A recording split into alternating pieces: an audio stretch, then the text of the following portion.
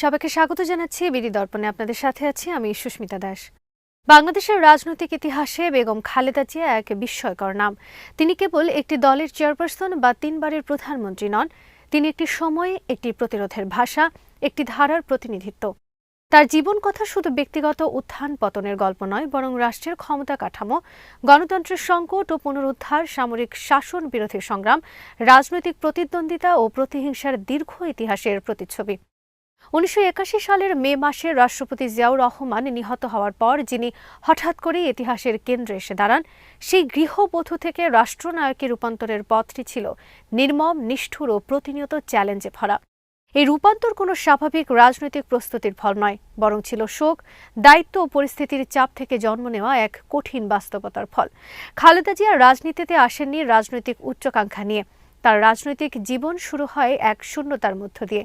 একদিকে স্বামীহারা একজন নারী, অন্যদিকে নেতৃত্বশূন্য একটি দল এবং বিপর্যস্ত রাষ্ট্র। ১৯৮১ সালে জিয়াউর রহমান হত্যাকাণ্ড শুধু একজন রাষ্ট্রপতির মৃত্যু ছিল না, এটি ছিল একটি রাজনৈতিক ধারার আকস্মিক বিচ্ছেদ। সেই বিচ্ছেদ ধারাকে ধরে রাখার দায় এসে পড়ে এমন একজন নারীর উপর যিনি তখনও নিজেকে রাজনীতির জন্য প্রস্তুত ভাবেননি।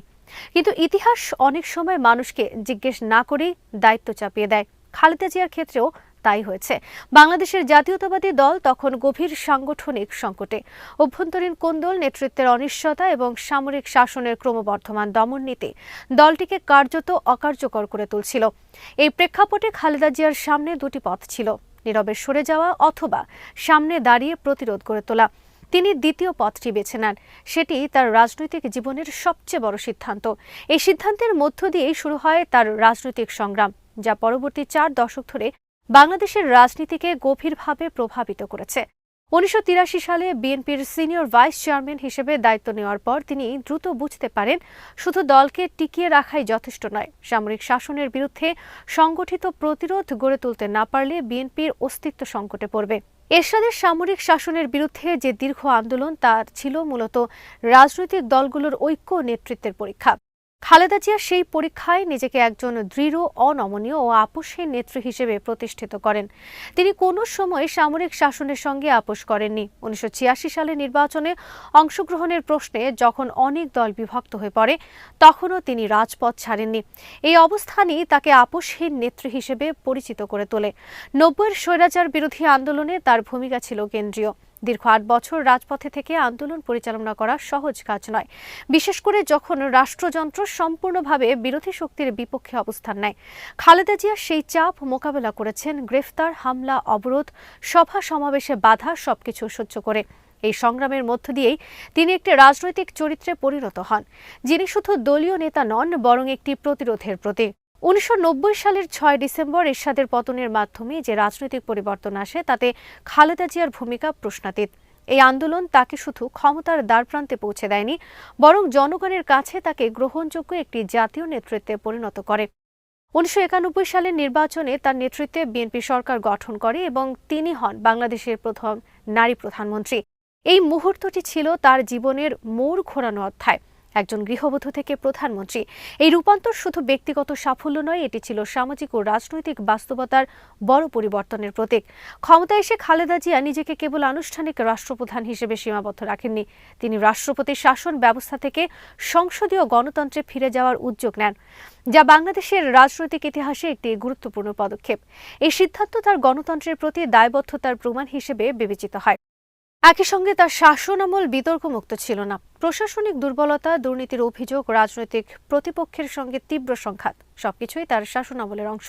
তবে নির্বাচনী রাজনীতিতে তার জনপ্রিয়তা ছিল প্রশ্নাতীত। খালেদা জিয়া নির্বাচনী ইতিহাস বিশ্লেষণ করলে দেখা যায় তিনি যে আসনেই প্রতিদ্বন্দ্বিতা করেছেন, সেখানেই জয়ী হয়েছেন। এমনকি যেসব নির্বাচনে বিএনপি সরকার গঠন করতে পারেনি, সেসব নির্বাচনেও তিনি ব্যক্তিগতভাবে বিজয়ী হয়েছেন। এই দিক থেকে তিনি শুধু বাংলাদেশে নয়, উপমহাদেশের রাজনীতিতেও একটি ব্যতিক্রমী উদাহরণ। জনপ্রিয়তার এই ধারাবাহিকতা প্রমাণ করে যে রাজনৈতিক বিতর্ক ও সমালোচনা সত্ত্বেও জনগণের বড় অংশ তাকে তাদের প্রতিনিধি হিসেবে দেখেছে। রাজনীতিতে তার আরেকটি গুরুত্বপূর্ণ দিক হলো তিনি কখনো নিজেকে আপোষের রাজনীতিতে অভ্যস্ত করেননি। আওয়ামী লীগের সঙ্গে তার রাজনৈতিক বিরোধ কেবল ক্ষমতার লড়াই ছিল না, এটি ছিল রাষ্ট্র পরিচালনার দর্শন ও ইতিহাসের ব্যাখ্যা নিয়ে দ্বন্দ্ব। এই দ্বন্দ্ব বাংলাদেশের রাজনীতিকে দীর্ঘদিন ধরে দ্বিধা বিভক্ত করে রেখেছে। অনেকেই এই দ্বন্দ্বকে গণতন্ত্রের জন্য ক্ষতিকর বলে মনে করেন, আবার অনেকের মতে এটি রাজনৈতিক ভারসাম্য রক্ষায় ভূমিকা রেখেছে। খালেদা জিয়ার জীবনের শেষ অধ্যায় ছিল সবচেয়ে বেদনাদায়ক। দীর্ঘদিন ধরে অসুস্থতা, কারাবন্দিত্ব, রাজনৈতিক বিচ্ছিন্নতা এবং শেষ পর্যন্ত চিকিৎসার জন্য বিদেশ যেতে না পারার বিতর্ক, সবকিছু মিলিয়ে তার শেষ সময়টা ছিল নিঃসঙ্গ। একজন 3 বারের প্রধানমন্ত্রী যিনি রাষ্ট্র পরিচালনা করেছেন, তাকে শেষ জীবনে যোগাযোগহীন অবস্থায় থাকতে হয়েছে। এটি বাংলাদেশের রাজনৈতিক সংস্কৃতির এক নির্মম দিক তুলে ধরে। তার মৃত্যু বাংলাদেশের রাজনীতিতে একটি অধ্যায়ের সমাপ্তি ঘটিয়েছে। খালেদা জিয়ার সঙ্গে শেষ হয়ে গেছে সামরিক শাসন বিরোধী আন্দোলনের সেই প্রজন্মের একটি বড় অধ্যায়। তার জীবনের আলো অন্ধকার দুটোই ইতিহাসের অংশ। তিনি যেমন গণতন্ত্র পুনরুদ্ধারের আন্দোলনে নেতৃত্ব দিয়েছেন, তেমনি তার শাসনামলে গণতন্ত্রের সীমাবদ্ধতাও ছিল। তিনি যেমন জনপ্রিয়তার শীর্ষে ছিলেন, তেমনি বিতর্কের কেন্দ্রেও ছিলেন দীর্ঘ সময়। তবে ইতিহাসের বিচারে খালেদা জিয়াকে অস্বীকার করা অসম্ভব। তিনি একজন নারী হয়েও পুরুষ শাসিত রাজনীতিতে নিজের জায়গা তৈরি করেছেন দৃঢ়তা, সংগ্রাম ও অনমনীয়তার মাধ্যমে। তার জীবন প্রমাণ করে রাজনীতি শুধু ক্ষমতার খেলা নয়, এটি সহনশীলতা, ত্যাগ ও দীর্ঘ লড়াইয়ের নাম। বাংলাদেশের রাজনৈতিক ইতিহাসে তিনি থেকে যাবেন একজন আপোষহীন নেত্রী হিসেবে, যিনি সময়ের চাপে নত হননি, পরিস্থিতির কাছে হার মানেননি এবং শেষ পর্যন্ত নিজের বিশ্বাসের পথেই হেঁটেছেন। বেগম খালেদা জিয়ার মৃত্যুতে একটি রাজনৈতিক যুগের অবসান ঘটেছে, কিন্তু তার রেখে যাওয়া বিতর্ক, প্রশ্ন ও উত্তরগুলো বাংলাদেশের রাজনীতি নিয়ে আলোচনায় দীর্ঘদিন ধরে প্রতিধ্বনিত হতে থাকবে।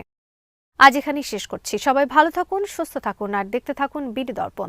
চ্যানেলটি ভালো লাগলে সাবস্ক্রাইব করুন, সংযুক্ত থাকুন আমাদের ফেসবুক পেজে।